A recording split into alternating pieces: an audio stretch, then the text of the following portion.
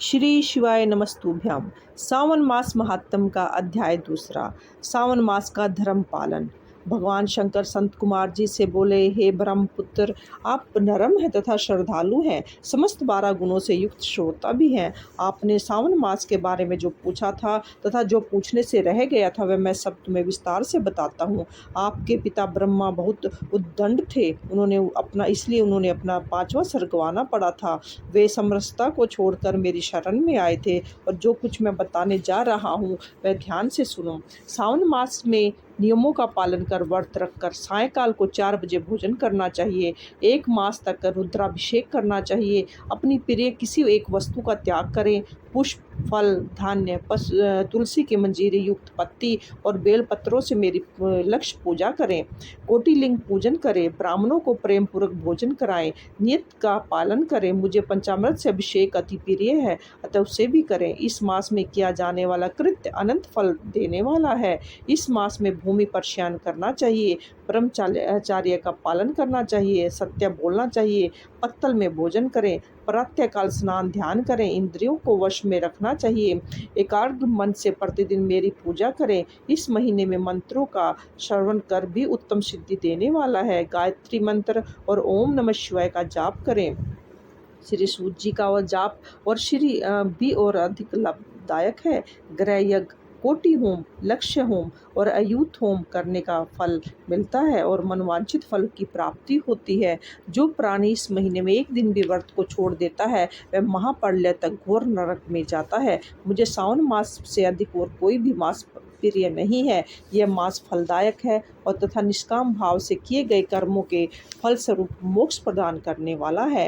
हे संत कुमार, इस मास में करने योग्य जो धर्म कहे गए हैं उन्हें ध्यान पूर्वक सुनो। रविवार को सूर्य का व्रत करना चाहिए। सोमवार का दिन मेरी पूजा का दिन है। सावन मास के प्रथम सोमवार से प्रारंभ करके 3.5 मास तक अर्थात कार्तिक मास के अमावस्या तक होने वाला संपूर्ण कामनाओं का अर्थ सिद्धि प्रदाता रोटक नामक व्रत कहलाता है।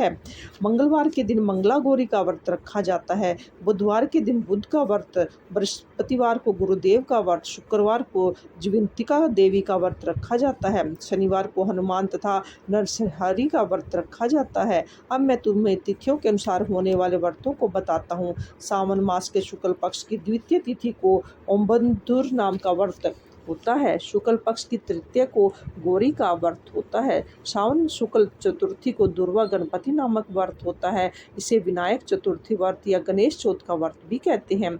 सावन शुक्ल पंचमी को नाग पूजन का व्रत रखा जाता है। सावन शुक्ल षष्टमी के दिन सुपोदन नामक व्रत रखा जाता है। सावन शुक्ल सप्तमी को शीतला देवी का व्रत रखा जाता है।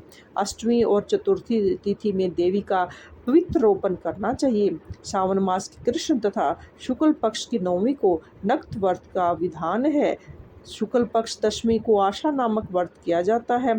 कोई मनुष्य सावन मास की दोनों पक्षों शुक्ल और कृष्ण पक्ष की एकादशियों को भी आशा व्रत रखते हैं।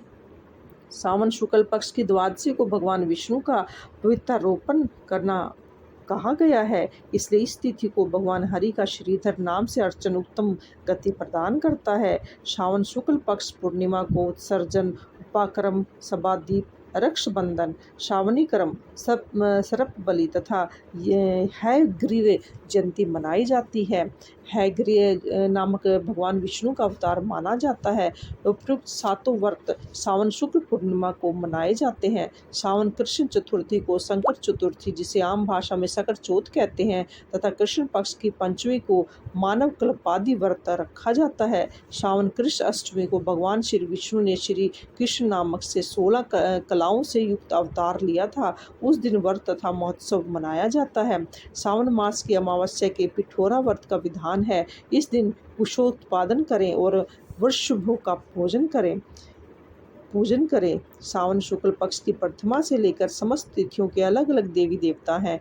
प्रतिपदा के अग्नि, द्वितीय के ब्रह्मा, तृतीय तिथि की गौरी, चतुर्थी तिथि के गणेश, पंचमी तिथि के नाग, षष्ठी तिथि के स्कंद, सप्तमी तिथि के सूर्य, अष्टमी तिथि के भगवान शिव, नौवीं तिथि की दुर्गा, दशवीं तिथि के यम, एकादशी तिथि के विश्वदेव स्वामी हैं, द्वादशी तिथि के श्री हरि, त्रयोदशी तिथि के कामदेव, चतुर्थी तिथि के शिव और पूर्णिमा के स्वामी चंद्रमा है, अमावस्या के स्वामी पितर हैं।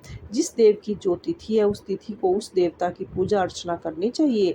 इस सावन मास में प्राय अगस्त्य नक्षत्र का उदय होता है। सिंह राशि पर सूर्य के संक्रमण के दिन से 12 अंश 40 घड़ी बीत जाने पर अगस्त्य नक्षत्र का उदय होता है। अगस्त्य ऋषि को 7 दिन से पहले से ही अर्घ देना शुरू कर दें। 12 महीनों में सूर्य भगवान अलग अलग नाम से प्रज्वलित होते हैं। सावन मास में गर्भास्त्र नाम से प्रज्वलित होते हैं, इसलिए सावन मास में भक्ति पूर्वक सूर्य देव का पूजन करना चाहिए। सावन मास में साग का त्याग करना चाहिए। भाद्रपद मास में दही, अश्विनी मास में दूध और कार्तिक मास में दाल का त्याग करना चाहिए। यदि कोई भक्त यह संपूर्ण विधान करने में असफल हो तो सभी मनोवांछित फलों की प्राप्ति होती है। हे मुनिश्रेष्ठ, इस सावन मास में मनाए जाने वाले व्रत और धर्मों का सविस्तार रूप से वर्णन करना कई वर्षों से भी पूरा नहीं हो सकता। भक्त जन मेरी या श्री हरि के प्रति संपूर्ण श्रद्धा के साथ ये व्रत रखें। मेरे और श्री हरि में कोई भेद नहीं है। मेरे भक्त श्री हरि को प्रिय हैं और श्री हरि के भक्त मुझे प्रिय हैं। जो प्राणी इसमें भेदभाव की कल्पना करते हैं या करेंगे वे नरकगामी होते हैं। हे संत कुमार, आप श्रावण मास में धर्म पालन करें। बोलो भगवान शिव की जय। ओम नमः शिवाय। आज सावन मास का दूसरा अध्याय समाप्त हुआ। भक्तजनों, अगर आपको ये वीडियो पसंद आई हो तो मेरी वीडियो को लाइक करें और चैनल को सब्सक्राइब करें।